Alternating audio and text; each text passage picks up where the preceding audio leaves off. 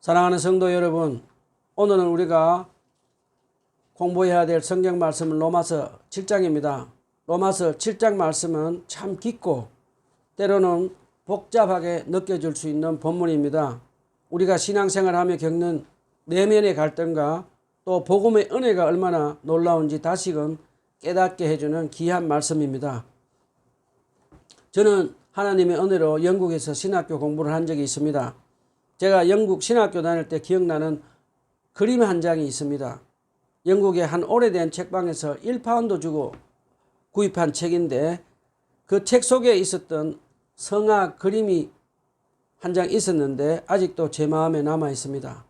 그 그림의 중앙에는 하늘에 계신 예수님이 계시고 예수님으로부터 땅까지 내려오는 사닥다리가 연결되어 있었습니다.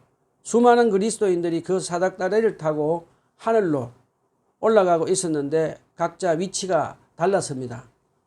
어떤 이는 막 시작한 사람, 어떤 이는 중간에 사닥다리 타고 올라가는 사람, 또 어떤 이는 거의 예수님 앞까지 올라가 있었어요. 그런데 그 사닥다리 양옆에 사단과 그 졸개들이 죄의 불화살을 쏘고 있는 겁니다.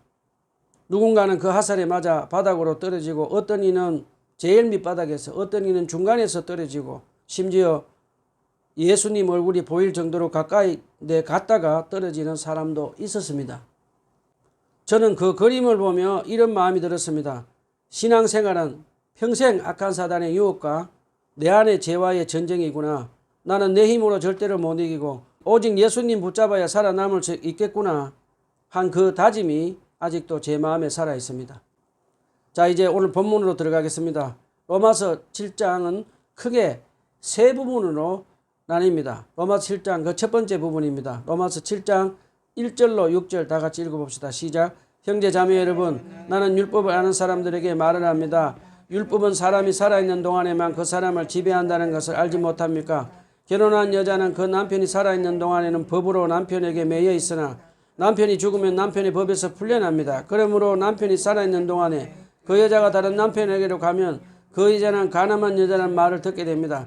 그러나 남편이 죽으면 그 법에서 해방되는 것이므로 다른 남자에게로 갈지라도 가늠한 여자가 되지 않습니다.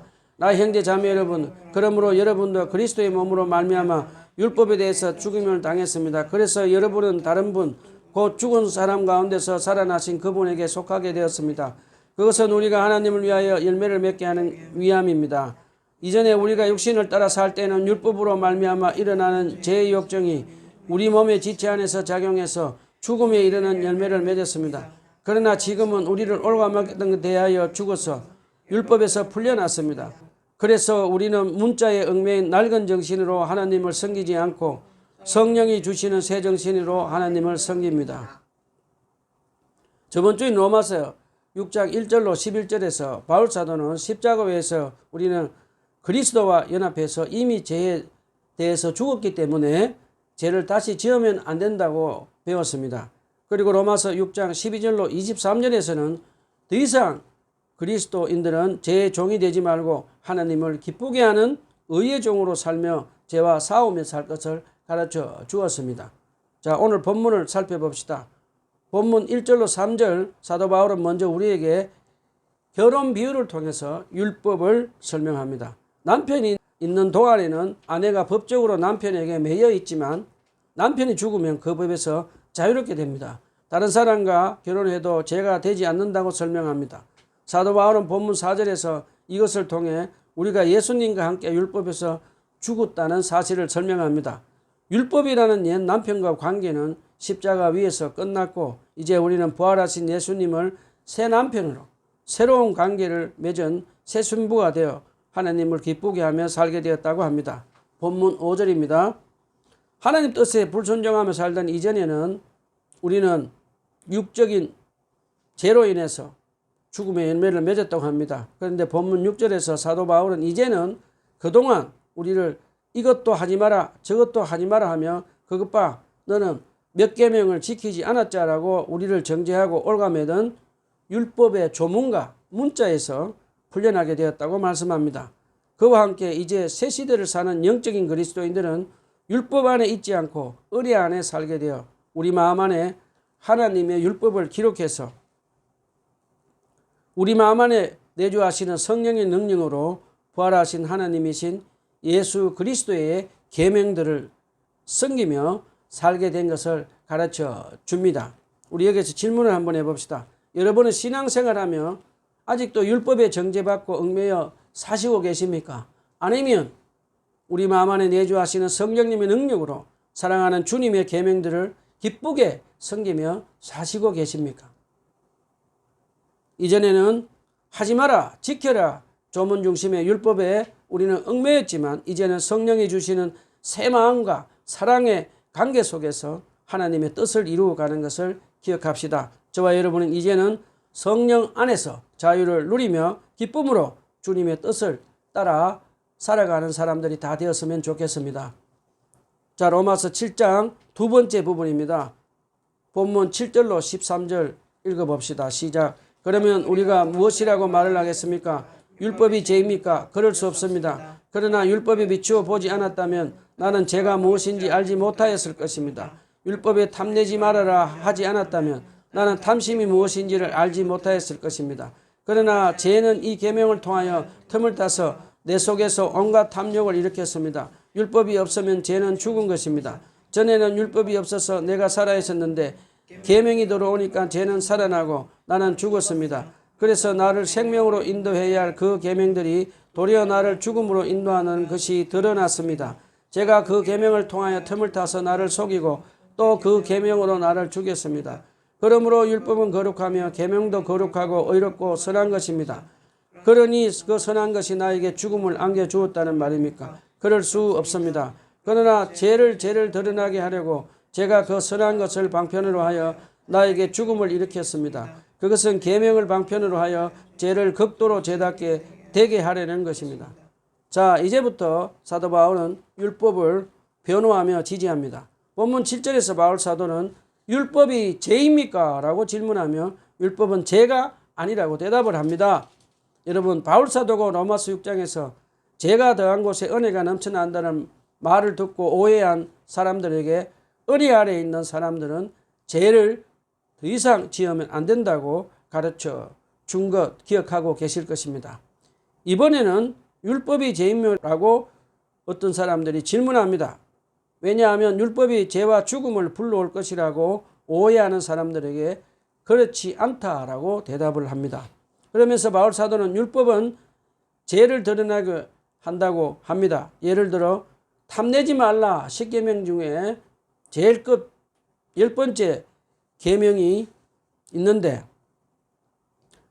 그 10번째 계명 탐내지 말라는 계명이 없었으면 우리 마음에 안에 있는 탐심이 무엇인지 알지 못했을 것이라고 말을 합니다. 바울 사도는 아마도 오랫동안 바리새인으로 율법을 철저히 지키며 살다가 어느 순간부터 10계명을 묵상하며 자기 안에 부패한 탐욕이 자기 마음 안에 무섭게 자라고 있는 것을 보고 깜짝 놀랐던 경험을 가지고 이 기록을 한 것으로 추측이 됩니다. 자, 외적으로 철저하게 율법을 지키며 살며 마음으로 탐심의 우상을 섬기며 산 부자 청년 이야기가 있습니다. 마태복음 19장의 부자 청년 이야기입니다.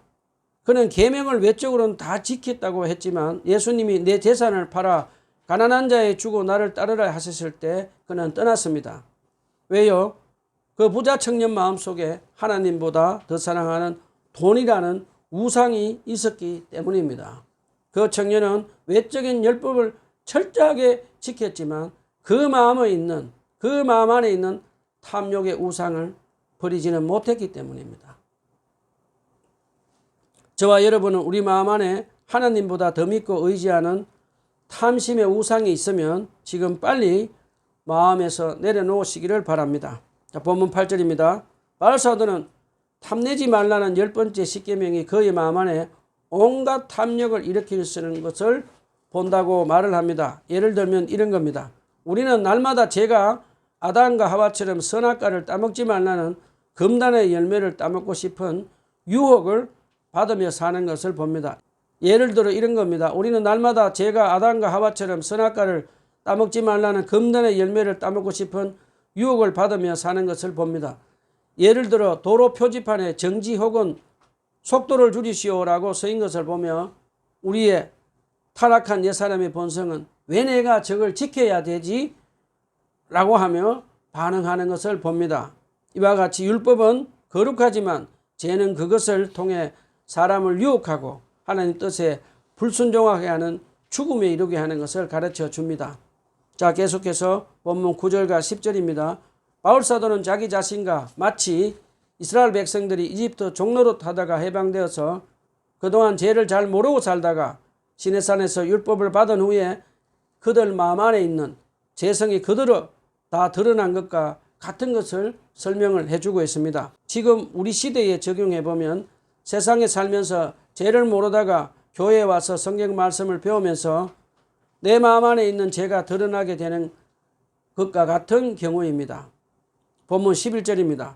제가 그 계명을 통하여 틈을 타서 나를 속이고 그 계명으로 나를 죽였다라고 고백합니다.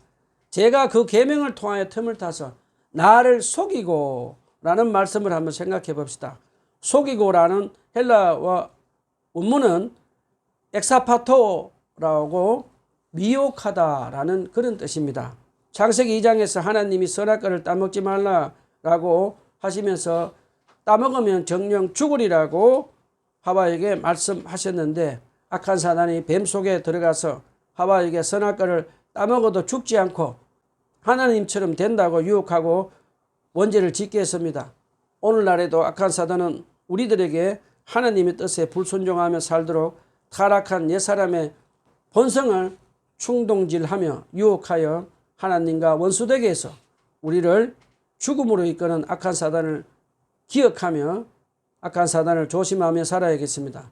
본문 12절 13절에서 바울사도는 율법 자체는 인간으로 하여금 죄를 짓게 하는 것이 아니라 죄가 계명을 틈타 죄를 짓게 하므로 율법과 계명은 다 거룩하고 의롭게 선하다고 율법은 죄를 깨닫게 해준다고 다시 한번 율법을 변호합니다.